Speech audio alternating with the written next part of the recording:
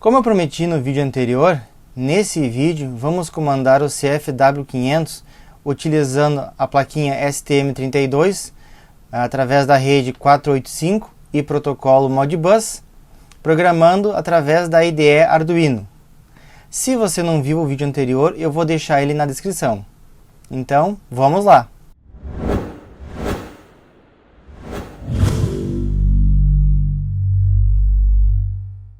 Na tela você pode ver a plaquinha STM32F103, a Blue Pill, que eu vou utilizar, e o drive conversor TTL para a rede 485. Um detalhe muito importante é que nessa plaquinha, pelo menos no modelo que eu tenho, os pinos de TX e RX dela está invertido. Então o TX vai no TX do STM e o RX vai no RX. Aqui na saída também tem uma inversão. Então o A que devia ir no A está indo no B e o B está indo no A. Essa foi especificamente a ligação que eu fiz para ela funcionar. Pode ser que dependendo da placa que vocês forem utilizar, a pinagem ou pelo menos a serigrafia aqui esteja correta. O CFW500 tem dois modos de operação, chamados de local e remoto. Apesar dos nomes, cada um desses modos pode ser configurado para operar via IHM, via comunicação serial ou via Bornes. Nesse exemplo, eu vou utilizar o modo remoto para configuração via serial. Então, todos os parâmetros referentes a comando remoto eu vou ter que alterar para serial. São eles: o P105, que é a seleção de primeira e segunda rampa, ele passa a ser serial. P220, que é a seleção de fonte remota, ele também é serial.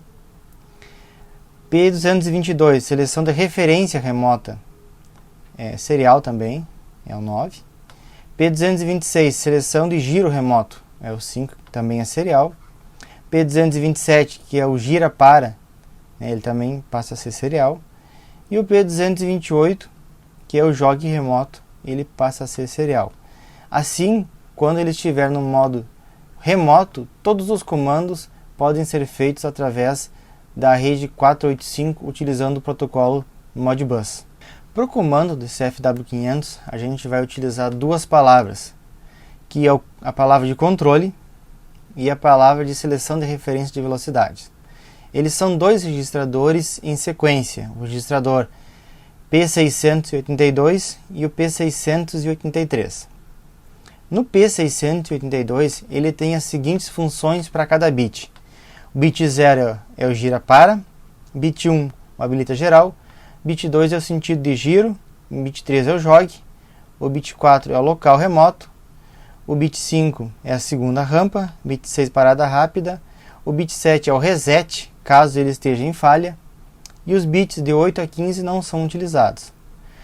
Se você lembrar do slide anterior, os parâmetros que a gente alterou são referentes a esses bits, ao gira para, habilita geral, ao sentido de giro, o jogue e o referência local remoto. Então essa palavra a gente vai enviar via serial com os bits em 1 ou em 0, dependendo do que a gente precisar fazer. A próxima palavra é a referência de velocidade, é o parâmetro P683. Ela utiliza uma palavra de 13 bits sinalizada, ou seja, ela vai de menos 32.7608 a 32.767, que é a faixa de valores que ela aceita. Tá? Por que positivo e negativo? Aqui tem um detalhe interessante. Se esse valor for positivo, como está descrito aqui embaixo, a referência está no sentido direto. Se for negativo, a referência está no sentido inverso.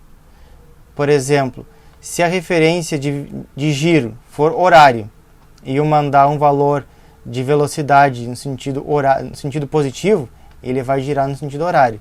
Mas se eu mandar um valor de velocidade com sinal negativo, ele vai girar no sentido anti-horário, mesmo com o comando estando no sentido horário. Então tem que cuidar isso. E essa palavra ela é de 13 bits, então ela vai de 0 a 8.192. Tá? Então é necessário fazer essa regra de 3 para caso queira se ajustar em Hz. 8.192 corresponde a 60 Hz. Então, tem que fazer essa conversão durante o cálculo para enviar, se for o caso de enviar em frequência. Por exemplo, como está aqui no exemplo, se eu quero enviar 30 Hz, eu faço o cálculo e obtenho 4.096. Então eu envio 4.096 e a frequência do motor será de 30 Hz. Esse valor entre 0 e 8.192 corresponde ao valor 0 realmente, e 8.192 corresponde ao valor de frequência ajustado no parâmetro P403. Então agora eu vou mostrar o software que eu desenvolvi para fazer esse teste. Os includes do display I2C, da biblioteca Modbus, definição dos parâmetros para LCD, 16 por 2 linhas, no endereço 27 em hexadecimal, variáveis para uso durante o desenvolvimento, as funções do Modbus Master, o endereço 0 significa que ele é o mestre da rede, porta serial 1 e o pino de controle do TX-RX. Nesse caso, a plaquinha tem controle de TX-RX automático, então eu não uso nenhum pino. O telegrama que eu vou utilizar, outra variável de uso dentro do programa, uma variável auxiliar, definição do pino do LED. Inicializo por padrão a serial 0, aqui inicialização da serial 1, 19200, que é a velocidade de comunicação com o inversor, a timeout de 1 segundo, carrega a variável de uso no programa, coloco o pino do LED como saída, inicializo o LCD, coloco uma mensagem no LCD, aguardo 1 segundo, limpo o LCD e deixo uma mensagem pré-escrita no LCD. Então aqui está o looping em que ele fica girando, o sistema fica fazendo. Então o envio das mensagens é a cada 250 milissegundos. Aqui eu carrego por definição um pré-valor. Esse valor 12 corresponde aos bits já pré-selecionados de drive habilitado e modo local. Então se a entrada PB10 for positiva, se eu tiver acionado a entrada PB10, ele vai setar o bit 1, indicando que é para o inversor funcionar, que ele vai começar a girar. E aqui ele vai setar o próximo bit, que é para o comando de sentido de giro. Aqui eu utilizo o limpo registrador e faço 4 leituras de uma entrada analógica.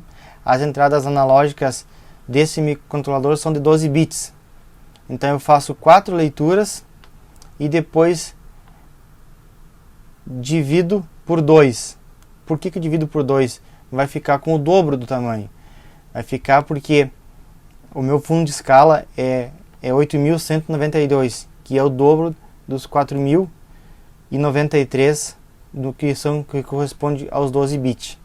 Então por isso que eu faço 4 leituras e depois só divido por 2, ao invés de dividir por 4, justamente por isso. E aí eu incremento a variável para o próximo case. Aí aqui eu faço definição do endereço do escravo, o código da função, que é para escrever múltiplos registradores. Como são 2 registradores em sequência, eu vou escrever os 2 de uma vez só, em vez de escrever um por vez. Então o valor inicial, o registrador inicial que é para fazer a escrita é o 682. A quantidade de registradores a serem escritos, que são 2. E o ponteiro para o vetor onde estão os dados a serem escritos. Os dados são esses aqui, comando, e esse outro dado aqui que é com relação à frequência. E aqui eu faço o envio e incremento o registrador para o próximo. Se ele vai fazer o envio e vai receber uma resposta do inversor. Essa resposta é só de quantos dados foram enviados. Então eu não tenho o que fazer com essa resposta, eu só aguardo receber para verificar se está ok e passo para a próxima função. Nessa próxima função foi a mesma que eu fiz no outro vídeo. Ele vai ler o registrador de frequência de saída do inversor. Então o endereço do escravo é o mesmo, agora o código para ler um registrador, o endereço é o 5, que é o P005, quantidade de registradores a serem lidas, que é 1, e é onde ele vai gravar os dados. Então ele vai fazer o envio, e aqui eu aguardo ele receber a resposta. Eu limpo a tela onde eu vou fazer a escrita e escrevo o valor. Ele vem um valor inteiro, por exemplo, se o inversor tiver com a frequência de saída em 15.2 Hz, ele vai retornar 152. Então eu faço um cast para float para poder dividir por 10 e mostrar 15.2. Isso eu faço nessa função aqui. E coloco o símbolo de Hertz no final. Eu limpo o registrador para ele reiniciar o ciclo e carrego o registrador de tempo para ele aguardar os 250 milissegundos. Vamos ver como fica isso na prática. Então, aqui está a montagem, a placa, o display, a plaquinha com STM32, o inversor de frequência e o cabo de comunicação. E aqui o cabo de programação. Os dois botões que eu uso para comando, habilita geral, na verdade esse aqui é o comando gira para, e esse aqui é o sentido de giro. E o potenciômetro para ajuste de velocidade. Eu digo que os cabos estão vindo na entrada da plaquinha aqui para comandar o inversor. Vamos ao teste. Aqui o ajuste de velocidade. Aqui está ajustado para a velocidade mínima de 10 Hz e máxima de 60 Hz.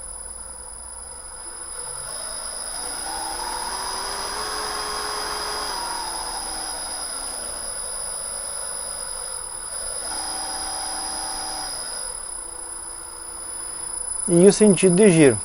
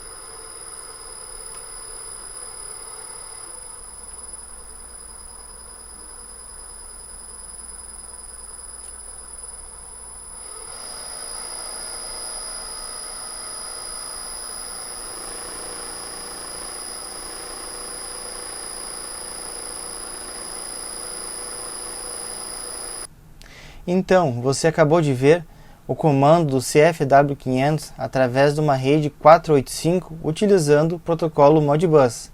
Se você tiver dúvidas ou sugestões, deixe nos comentários. E até mais!